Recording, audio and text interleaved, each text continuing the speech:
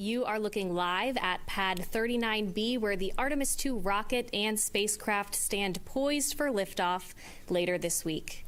Good afternoon and welcome to NASA's Kennedy Space Center for our L-2 briefing. I'm Courtney Beasley, NASA Communications Specialist, and I am joined today by our Associate Administrator, Amit Kshatriya, Charlie Blackwell-Thompson, Launch Director, John Honeycutt, Chair of the Artemis II Mission Management Team, and Emily Nelson, Chief Flight Director.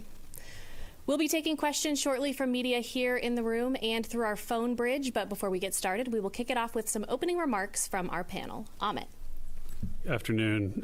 Let's see, we just wrapped up our L-2 Mission Management Team review, and the team pulled go to proceed towards the planned April 1st launch attempt. The MMT walked through the usual readiness items, vehicle status, ground systems, flight hardware, and the integrated launch operations timeline. We also reviewed the most recent engineering assessments, program level preparedness, and any open items from earlier reviews, in particular the agency FRR. After thoroughly walking through each of these areas, the team concluded that everything continues to look good, and there are no issues preventing us from pressing ahead at this point. As we enter the pre-launch phase, the teams are in a strong posture, and the mission remains on track. Over the last 10 weeks, the agency has prepared a crewed lunar test vehicle for flight and also restructured the program that it belongs to. This was done deliberately. A crew that understands the campaign flies with greater purpose. A workforce that sees the road ahead holds a higher standard.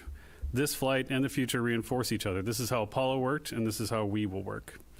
Through all of it, this signal of truth and rigor came through clean from the teams working on the machine to the decision makers. Nobody lost focus.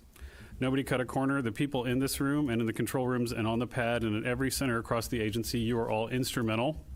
The skills that you carry, the judgment you have built, the knowledge you hold, these are the things that are in the lifeblood of the agency. This mission is going to fly on Wednesday because you are here. As I said, the vehicle's ready, the system is ready, the crew is ready, and behind this flight stands a campaign. Landings, a lunar base, a nuclear propulsion into deep space, that begins, not ends, with what happens on Wednesday evening. I have complete confidence in this team and the NASA workforce. For everybody else, 53 years ago, humanity left the moon and did not return. Now we go back. The great challenges of the last century will run not in the command centers alone, but in our factories, where the industrial might of free nations built the instruments of progress. This challenge of expanding the frontier will be won the same way, by the craftsmen, the engineers, and the industries of free nations building together what no nation can build alone. And for all the children watching that are going to watch Artemis II, you need to hear us. An optimistic vision of the future is not naive. It is buildable. So when you watch Artemis II, think about it. When it lands, come and build it with us. With that, I'll hand it over to the launch director. Thanks, Amit. Appreciate that. It is really good to be here in the room with you today. And I think I said this when we came over for wet dress. I said I really enjoy being here because generally it's something big is getting ready to happen.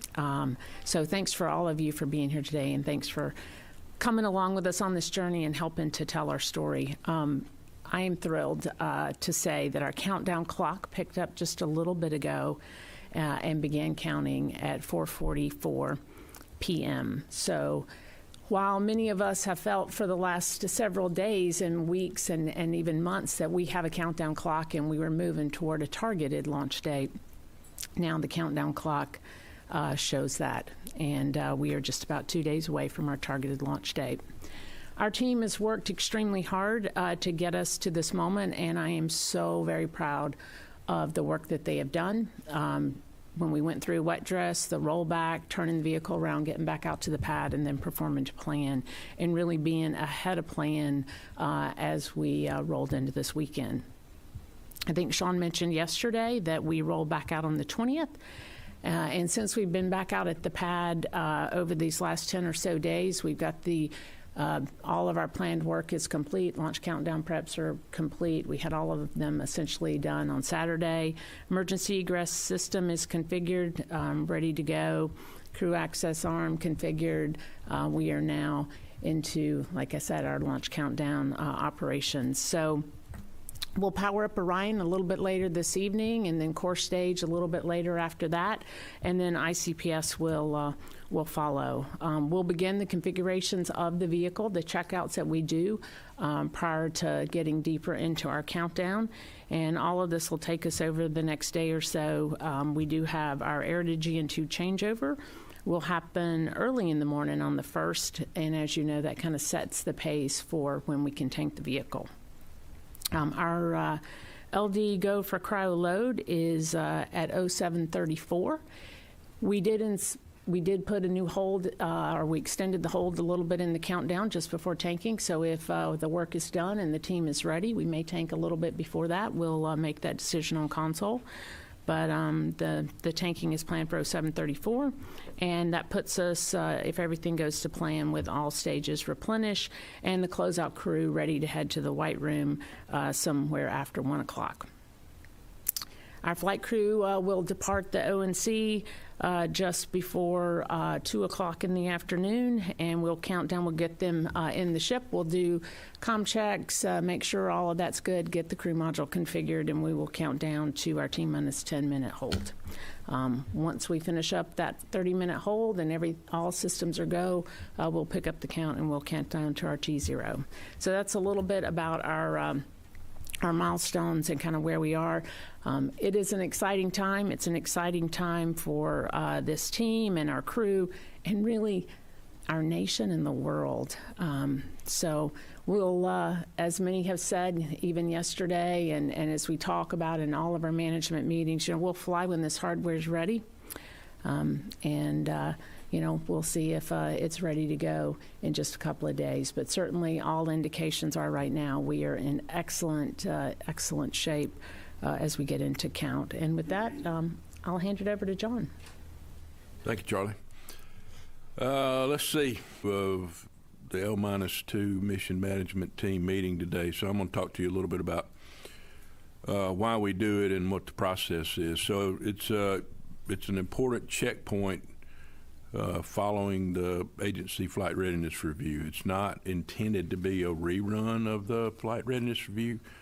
Rather, it's a chance for us to get together and do three things. It's walk through the work that we've closed since FRR, walk through the work that we're still doing, and then discuss any new issues that are out there. So today we took a focused, disciplined look at to validate the work we've done and make sure that the path to the next milestone is clean, deliberate, and fully aligned. Before we polled the mission management team for go, we had a verbal roundtable allowing all the program managers and advisors an opportunity to ask any remaining questions. There were none. Before I polled the team, we took about a 10-minute break. I like to do that to let folks that are might be a little bit intimidated, get questions to folks that are willing to speak up on their behalf. We got folks to get back together. Again, there were no questions, and then finally we conducted the readiness poll and for launch operations, and we had full concurrence, and we were a go. So with that, I'll turn it over to Emily. Thank you, John. And again, I'll thank everybody for coming. We really appreciate your support. Our teams in Mission Control and our crew members have spent the last over a year, 2 years, dedicated to training for this particular mission, developing all of the products associated with this flight, and they are ready to go. Our crew members, Reed, Victor, Christina, and Jeremy, they've spent the last couple of days here at the Cape since they got here on Friday, getting an opportunity for some rest before we work them very hard. They are getting an opportunity to spend some time with their families. Tomorrow they'll get a few last-minute briefings and meetings with some of the team before they head into launch day, as Charlie spelled out for you. As we come to this really exciting moment, the opportunity is immense for us to finally get the opportunity to send our crew farther than anyone's gone before. And it's an incredible moment for the Artemis generation, and we're excited and we are ready to press. I got the opportunity to talk with Reed earlier today, and when the teams are ready and when the spacecraft is ready, the crew is ready and excited to go. So with that, I'll hand it back over to Courtney. All right, we will go ahead and kick off our Q&A portion of the briefing. If you have a question here in the room, please raise your hand and we will get the microphone over to you. We'll start right here in the front.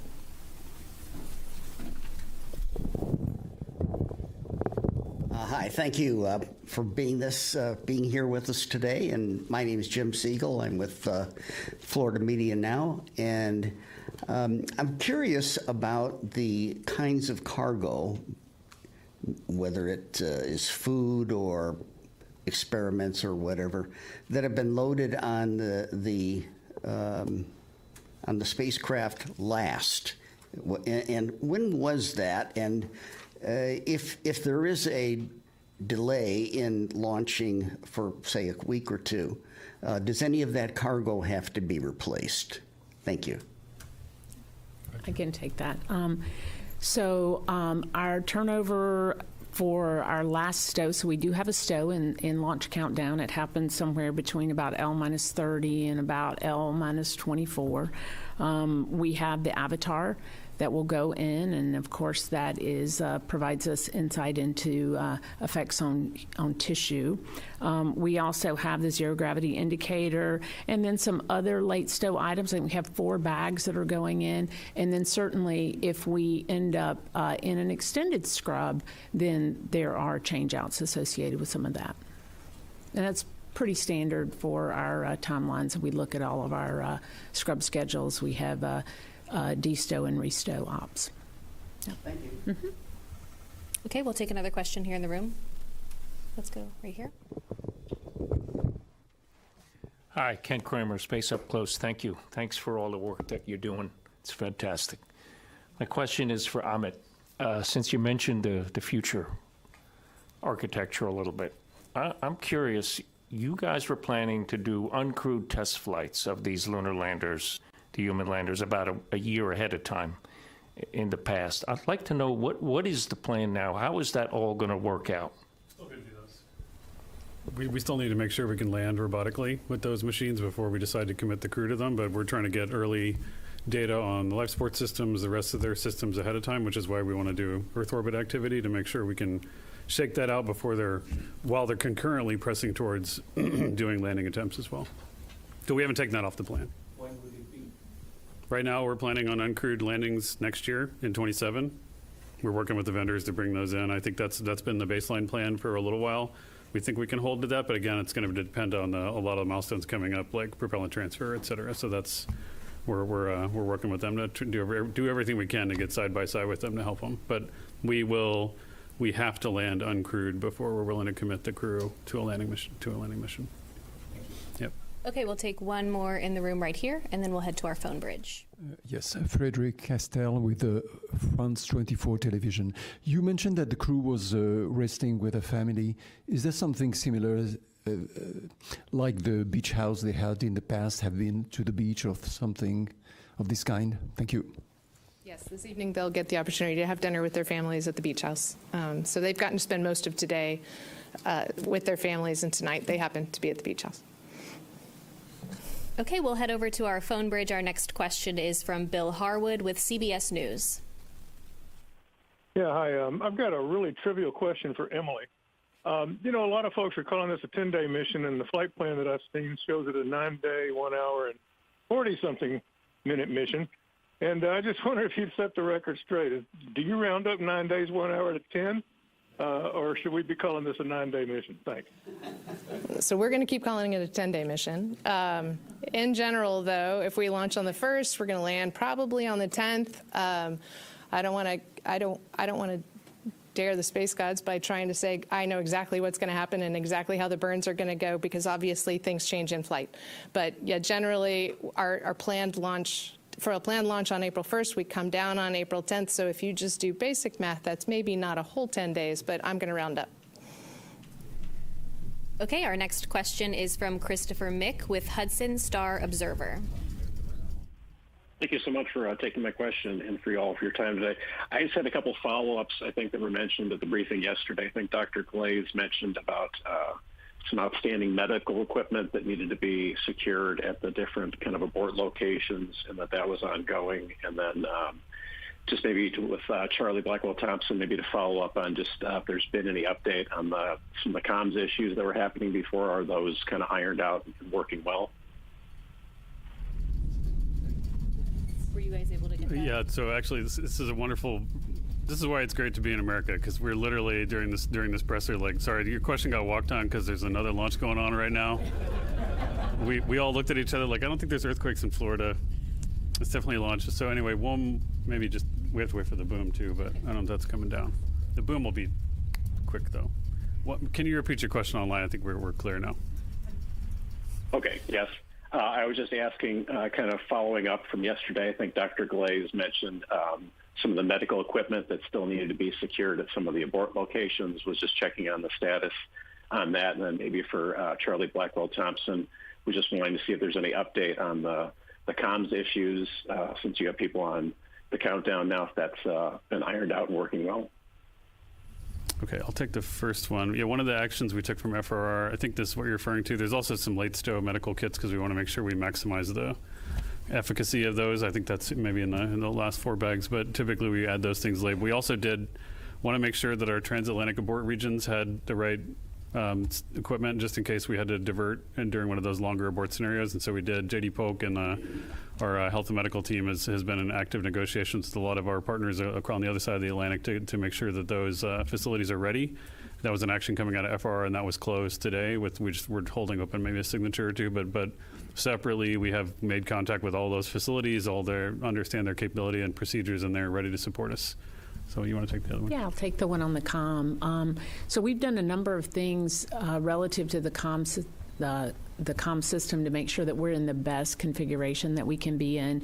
We actually did a big comm test before rollout, and it worked very well. We didn't have any issues. As part of that, we did a system load, had the firing room full of folks just to make sure that it wasn't related to how much load you had on the system. We've also added some rigor into the network that we have and the ability, in the event that we have an issue, that we can go isolate that node of the network. And so that was a change that we put in place, and we tested that out. And so when it comes to the communications issues, each and every one of the items that we have found that have contributed to comm challenges, all of those have been addressed. And so based on what we know today, we expect to have nominal comm throughout the countdown. Certainly, you can have hardware that breaks, and so if something else or something new were to happen, we will do what we always do, and we'll assess it, and we'll address it in real time. And then also during wet dress, we did utilize a contingency procedure that we have for utilization of radios within the Launch Control Center for certain types of operations until you could get comm fully functional again. So I think we're in a good spot relative to comm, but there has been significant work on it over the last several weeks. Okay, we'll take some more questions here in the room. Let's head to the back on this side. Jackie? Hi, thanks for doing this. A quick question for Mr. Honeycutt. I just wanted to know were there any details you could share from the meeting today about specifically what items you were discussing? And then I know you mentioned in a previous news conference that not all decisions have to be unanimous and you have the final call. I was just curious if you've run into any instances yet where things haven't been unanimous. Well, the only ones that I can recall that were not unanimous was when we were working, when Charlie brought some MMT things to us during the sim. They were only sim related, but none of the other stuff, it's been pretty smooth. What was the first question? What closeout items you discussed today during the meeting? They were pretty easy. Amit mentioned one of them relative to getting a signature on a piece of paper, so we're carrying that open. We got some work going on with one of our remote satellites to get the mechanism that tilts the satellite repaired and getting it back up and running. That work was ongoing while we were in the meeting, so we'll get notified later on. I'm pretty sure that got worked out. We talked a little bit about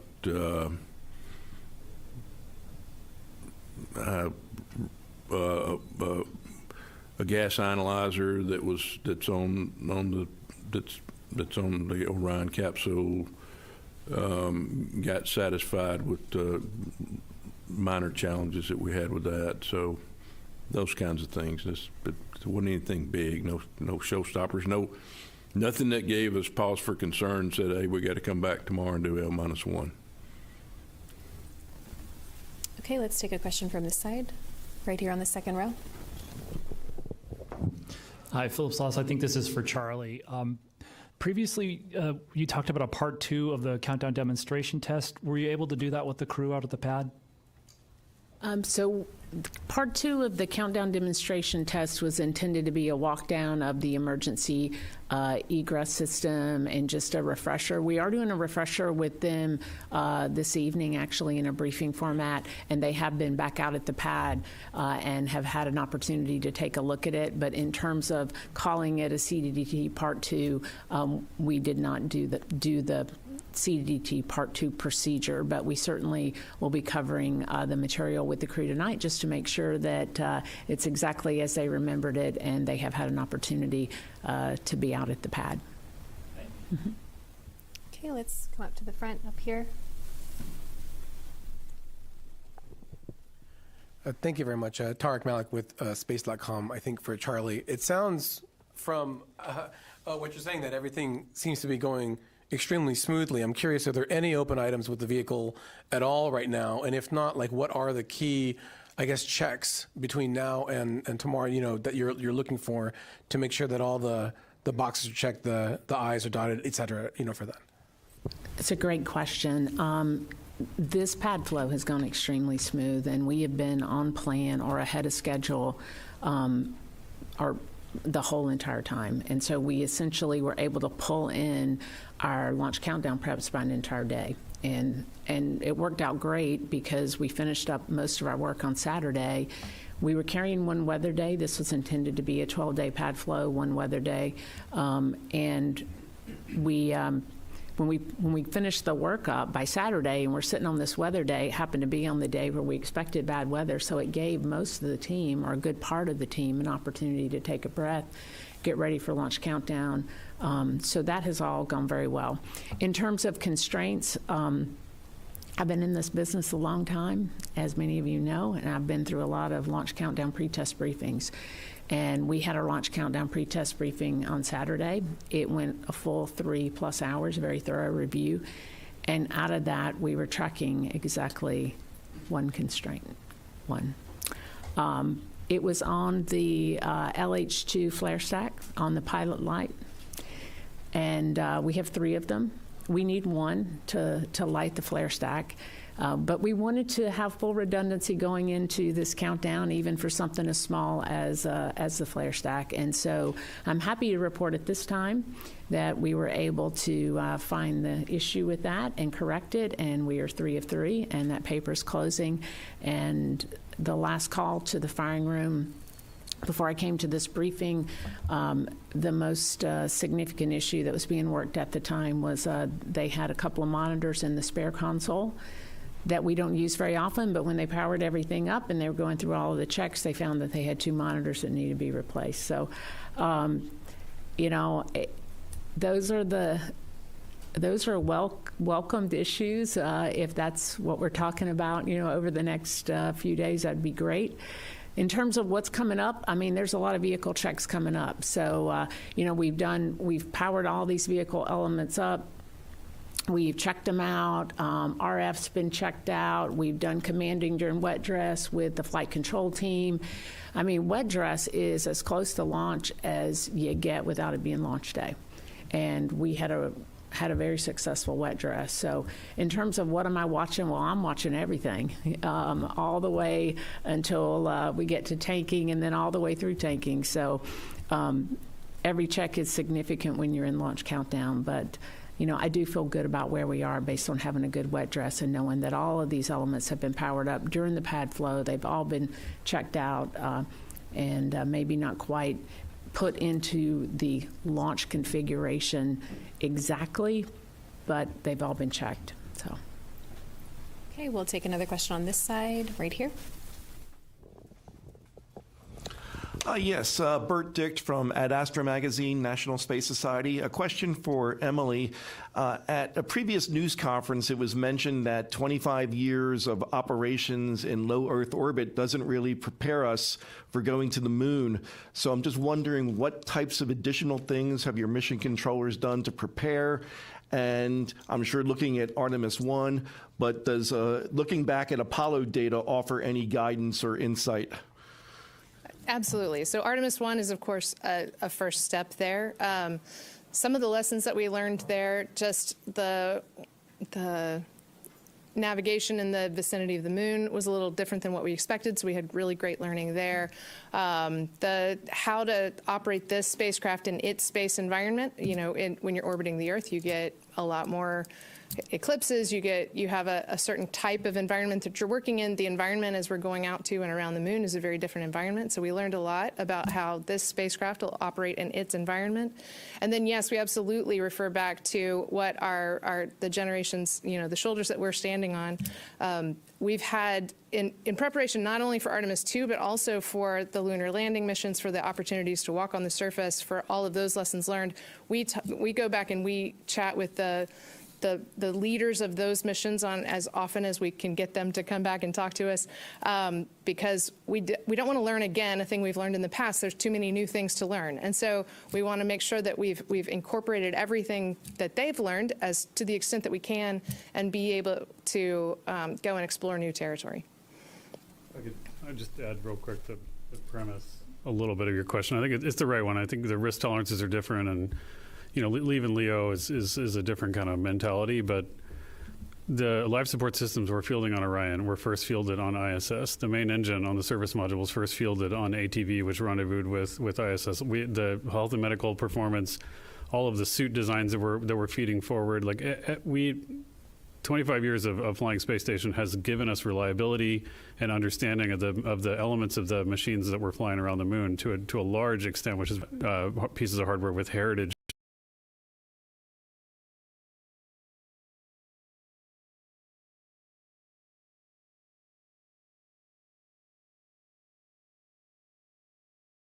From the station program.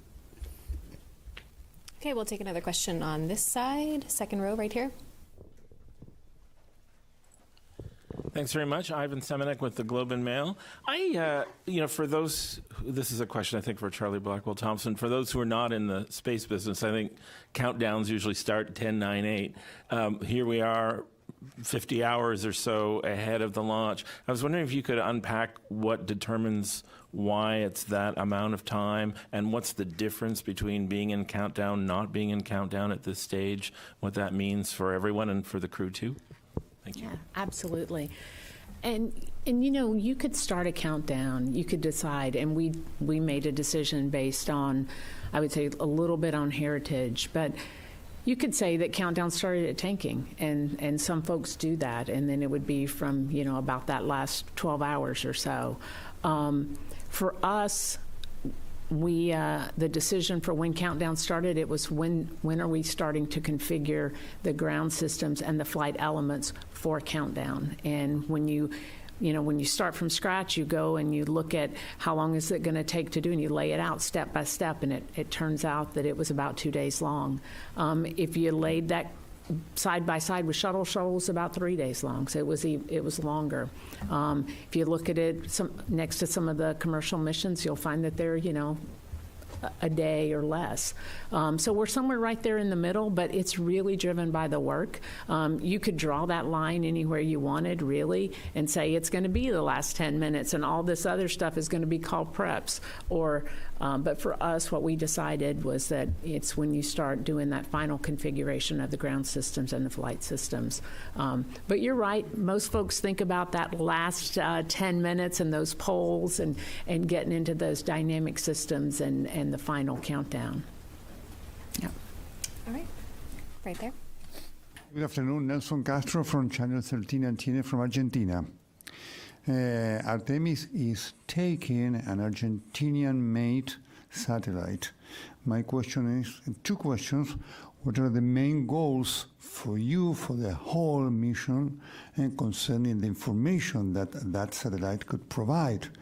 No? And also, does that mean that in the future this cooperation with foreign countries in order to take part in the mission is going to be a trend? Thank you very much.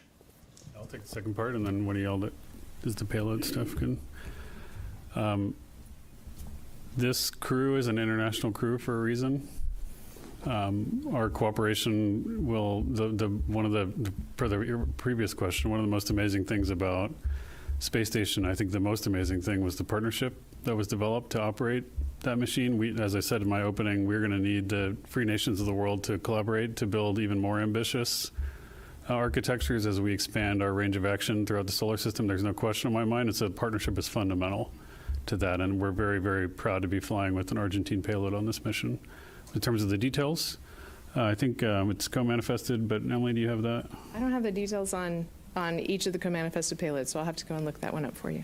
It's a unique experiment because in this particular case, where it's on Artemis 1, we had co-manifested payloads as well. Those had a little bit more benefit because they were riding along with the basically propelled by the ICPS. The ICPS for Artemis 1 was a heliocentric disposal, and so in which case those payloads are put on that trajectory.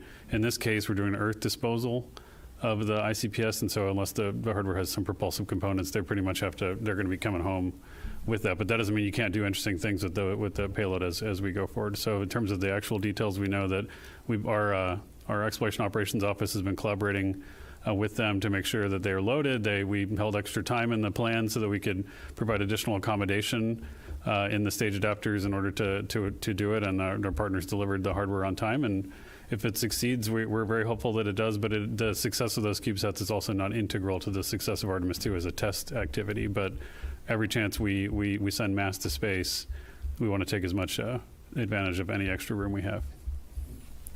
Okay, we'll take our next question on the phone, and then we'll come back here to the room. Our next question is from Marcia Smith with spacepolicyonline.com. Thanks so much for taking my question. There was a powerful solar flare today, and I had a couple of questions about that. I'm not sure if it's Ahmed or Emily or who would answer it, but I'm curious as to how much advance notice NASA had of the solar flare and whether or not that matters in terms of planning for the rest of the mission, and what would happen if this intensity of a solar flare happened while the crew was out there. And I gather it's not going to have any effect on this mission, or you would have mentioned it already, but I did just want to ask. Yeah, so Marcia, it was today, but UTC, it was actually last night. It was the flare. We were just talking to Joe Westlake before we came over here, and we talked to her a little bit before that.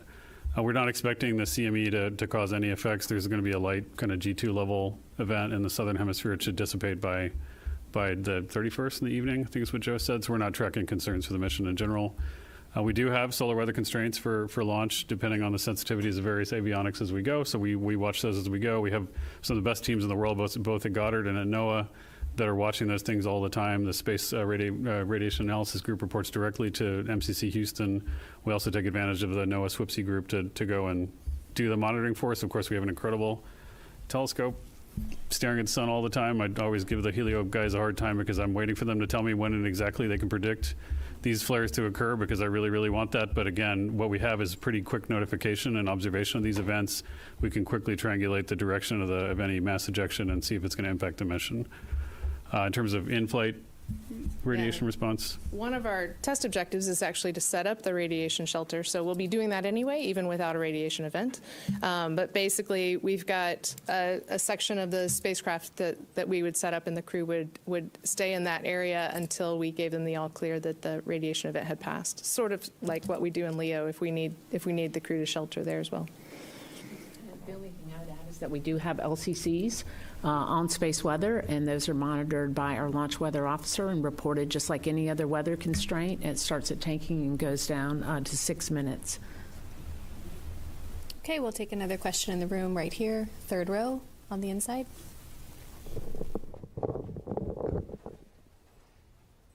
Hi, Lauren Grush with Bloomberg. Thanks so much. I was just wondering if you could walk us through the various abort scenarios and the contingencies for this mission, both during launch and during the major milestones during flight.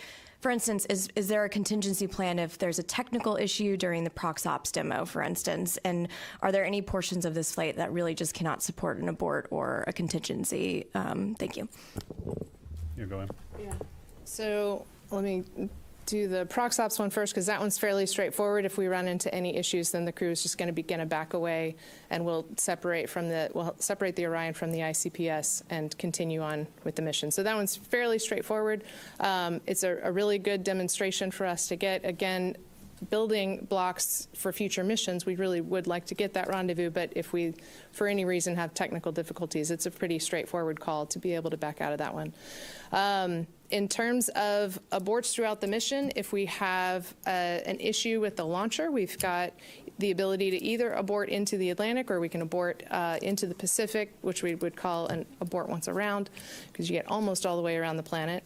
And so pre-launch, we'll be monitoring the weather in all of those locations so that we can best position ourselves to keep the crew in a good config if they ended up in one of those situations. Post-launch, we will spend the first day evaluating all of the critical systems on the spacecraft to decide whether we're go for TLI or not. If we decide we are not go for TLI, then we can start setting ourselves to come back from the high Earth orbit, which I don't really think of as an abort. That's more of an alternate mission, because we'll be very deliberate about that. That's not a situation that we'd need to rush. We would go figure out, is there anything else we need to do while we're in high Earth orbit, and then we'll head home. Once we hit TLI, from there you can abort to come home, but you get very rapidly to a point of diminishing returns where you're not going to shave that many days off the mission. After about 24, 36 hours after TLI, roughly, don't write that down, you really don't get a whole lot out of the abort, because it's not like you just turn around and come straight home. You're still on a trajectory that needs to make its way back to the Pacific.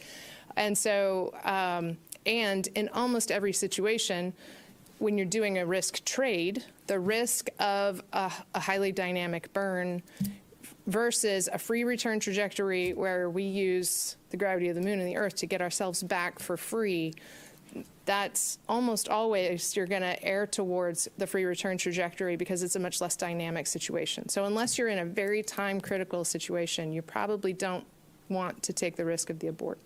Does that answer your question? Did I miss any of it? Okay. Just to be precise, I mean, that you have abort coverage. Your fastest abort is around the moon rather than turning around and burning for home. That's important. But I mean, we could probably spend several days talking through every other system level contingency, but this is one of the things that we obsess about. So. Okay, we'll take another question. Back row right here. Hi, excuse me. Sorry about that. Hi, everybody. Greg Poloni, Spectrum News 13. Is the second a viable launch option? Is there enough turnaround time to be able to have the second? The 45th said in the forecast today it's a 48-hour turnaround. Do you guys see the second as a viable option if there is something does happen on the first? Yes, I'll take that one. We have launch dates that are the 1st through the 6th. They're all available to us.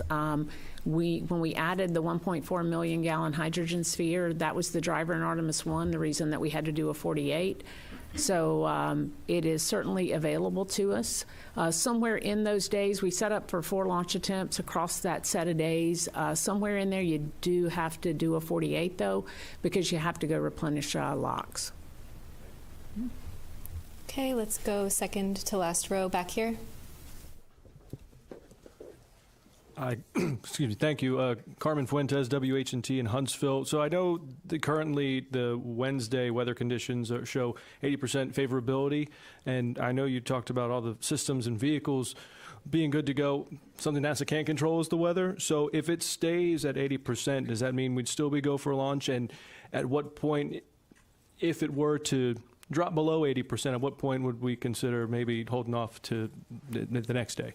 So what happens with the number there, with the 80%, is we have a set of criteria. Some of them are standard range criteria relative to lightning and other things, and some are specific to our vehicle, like winds and that sort of thing. So our launch weather officer takes all of those criteria, and so when they give us a percentage, that 80% is that there's an 80% chance that we are going to be an acceptable criteria across all of them. But if we're in violation of any of them, then we're going to wait it out.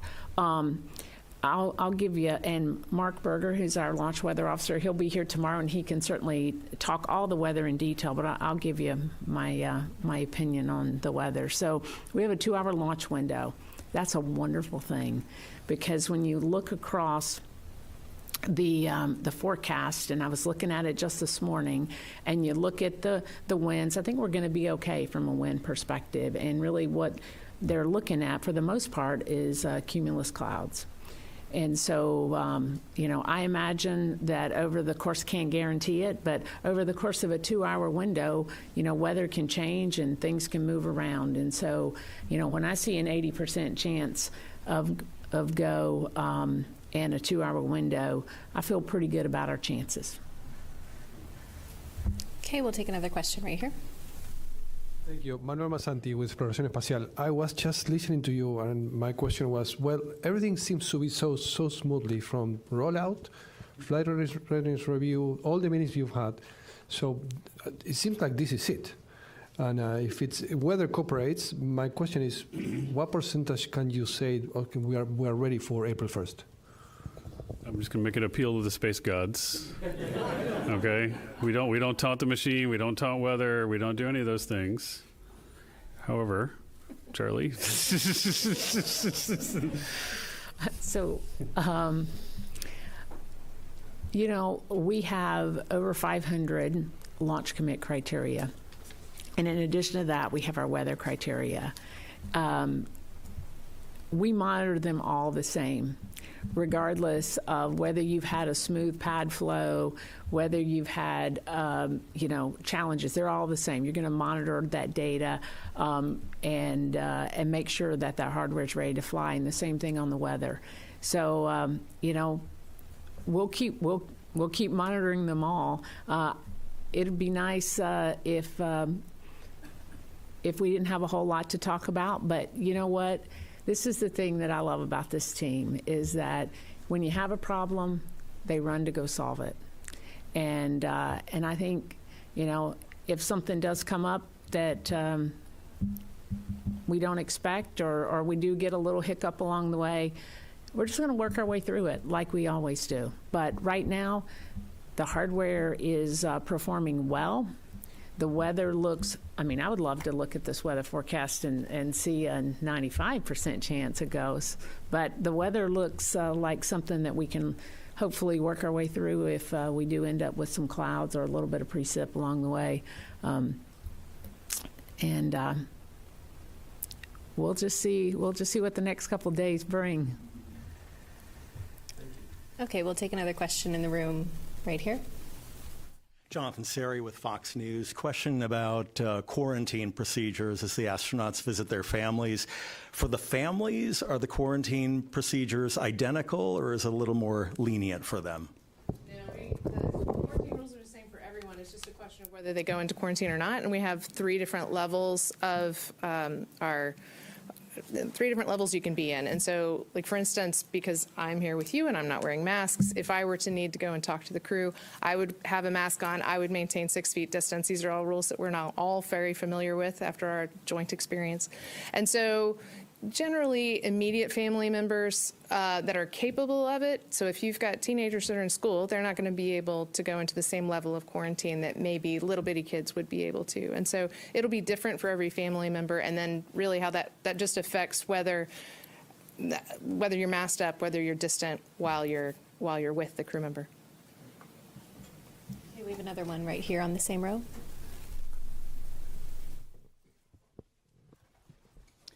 David Denault with About Space Today News. My question, Ahmed, you mentioned that the best way to return astronauts is to go around the moon trying anything else. Yesterday was talking a little bit about the spacesuits that have a 6-day lifetime. What would trigger the astronauts to go into those spacesuits and survive? What would be the examples of what would cause that? Clarify so as Emily said, we have basically continuous abort coverage through the mission that starts from when we light the det cords to when we basically are back in the water. At some point, so each mode, so like we said, we have ascent aborts that take us to different landing sites. We can abort to orbit, we can abort to lower orbital altitudes, and then contemplate that. We can do second revs of translunar injection orbits if we want to. So we do all those things. What I was pulling on earlier was after you commit to the moon, there are direct abort options where you can turn Orion around and fire the main engine and bring it home more quickly than if you were to proceed along free return. At some point, there's a knee in that curve, and it's faster to go around the moon than it is to turn around. Plus, it's safer because you have more confidence in the dispersion of the trajectory as opposed to doing a big burn when you're far away. So that's thing one. The 6-day thing you're mentioning, I believe, is we have in the program for a long time had a requirement. It's not something we rely on, but it is a crew survivability augmentation we made to the vehicle that allows the crew to stay in their pressure suits for a long period of time, and that would typically be triggered by a loss of total cabin pressure. We do have some cases where you'd have, if you had atmosphere, if you had a combustion event or something like that on the vehicle, you want to take some time to clean it up, in which case we'd put the crew in those suits. That provides essentially a closed loop, hermetically sealed way for the crew and their suits to be in communication with the raw commodity of the life support system, so they can scrub CO2, they can breathe down O2, but they don't have to be in communication with cabin atmosphere. We would use that if we needed to, but again, that's a pretty far out case in terms of the risks that we're accepting, but we do have that available if we need it. Okay, we'll take a question on this side. Right here.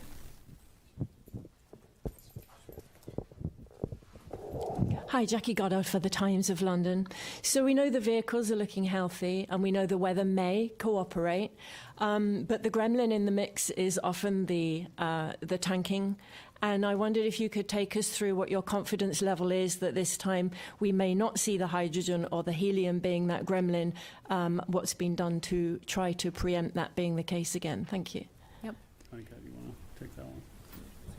Yeah, so relative to the check valve on the helium supply to the ICPS, the upper stage tanks, we've pounded that one flat. We found a design flaw in the check valve, and we worked with the supplier and the contractor to go fix it, and then the ground systems team here did extensive testing on the check valve in the environment like it sees at the launch pad. And so we've got a high level of confidence that we've got that one knocked dead. I know folks are worried. I think people in the general public worry about our hydrogen problem. Obviously, we worry about our hydrogen problem. But it really is just a hydrogen problem, given the fact that it's such a small molecule. But the team did a really good job of removing and replacing that seal at the pad. They don't have the fault tree totally closed out on that. But I think we're on a good path, and I think they're understanding of where we are relative to the quality of the seals, how long the seals can stay in that mated configuration without us having to worry about them.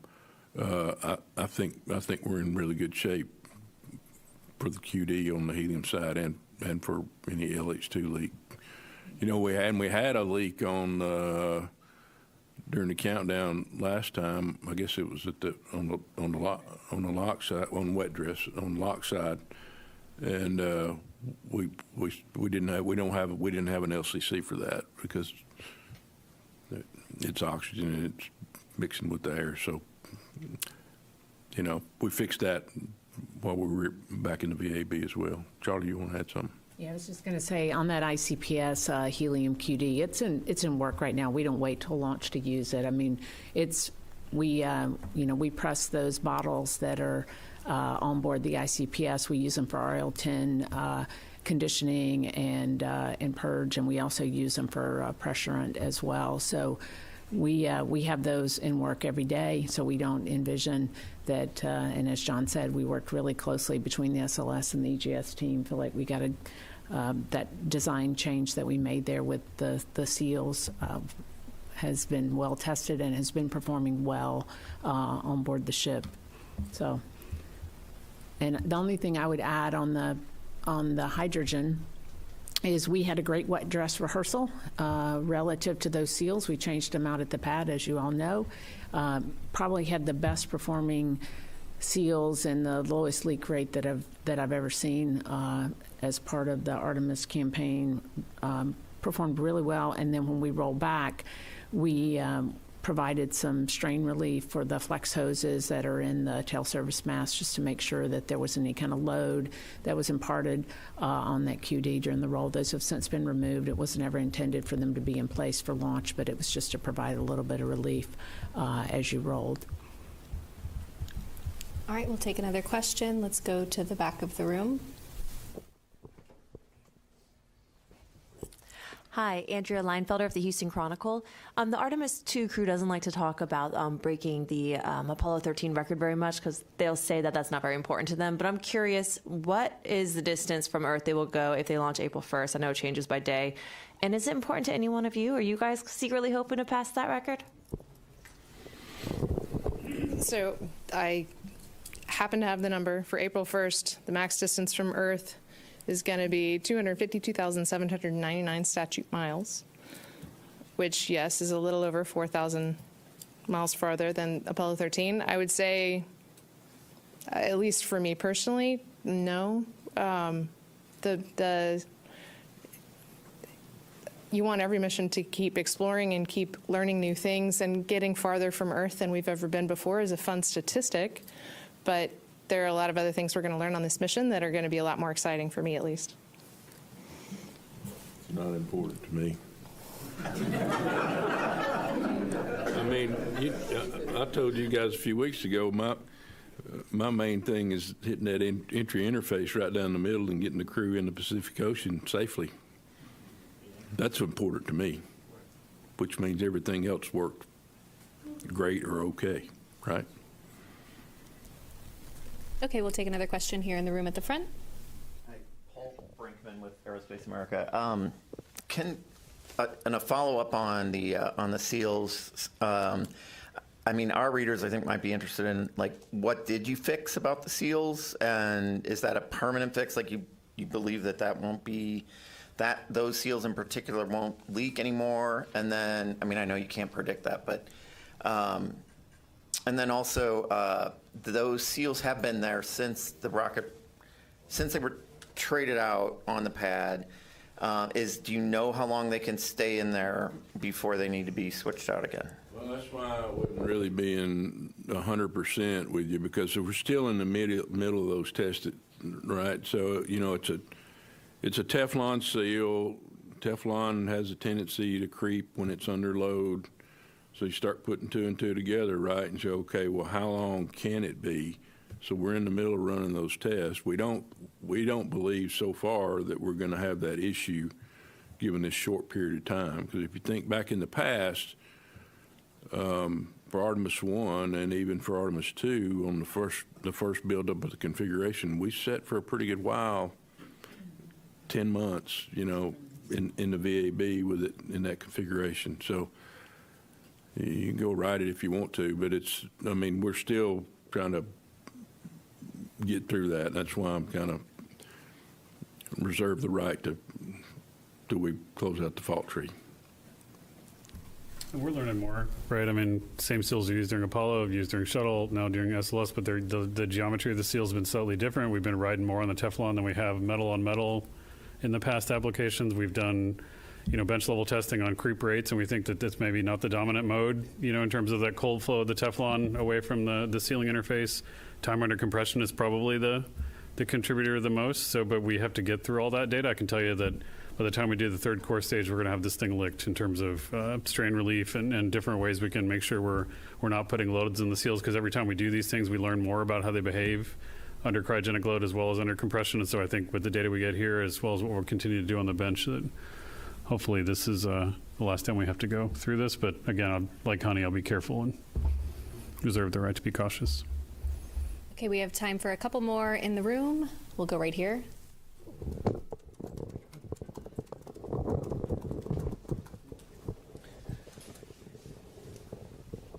Yeah, just as a follow-up, I'm just kind of curious, did we ever figure out the window for splashdown, what the time we might look at a return? Yes, for an April 1st launch, on April 10th, we'll be coming home in the evening Pacific time. About what time? Roughly the 5 p.m. time frame. It'll kind of depend on actual performance across the trajectory. Okay, we'll take our next question, second to last row in the middle, right here.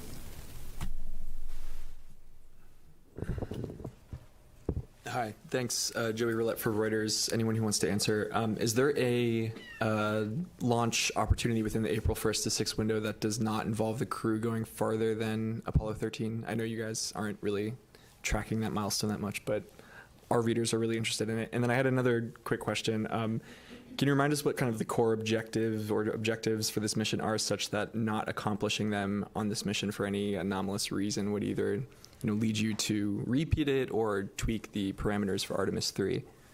Thanks. So I can give you the first one. By April 4th, it's close enough that it's within the error of our trajectory planning tools. And so 4th, 5th, and 6th, it's all in the wash. You're not likely to exceed that Apollo number. And Amit, you want to talk about the So goals? Joey, I know Honey wants to hit the EI, and that's right. That's his job. I will tell you that it is, to me, marking the milestones it's cool, right? It's a fun thing for people to realize that people haven't gone that far. I will tell you, we will not pick a burn plan or take any additional risks of the machine that makes sure that we hit that milestone. It'll just be a happy accident of physics that it turned out that way.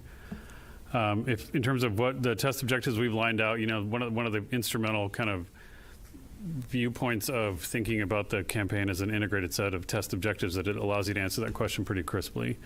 So, the life support system, obviously, the check out what we get is a critical objective. If it turns out that we don't get the performance we need after the acceleration vibe, we will, we'll come home. We're not going to commit to the moon if we don't have the performance. For the docking mission, we will make changes, but we will probably commit at that point. I can't tell you. It'll depend on the nature of the failure. My only point is, the closer you are to home, the more risk you're willing to take on some of those systems as you do that. So, but that system is critical.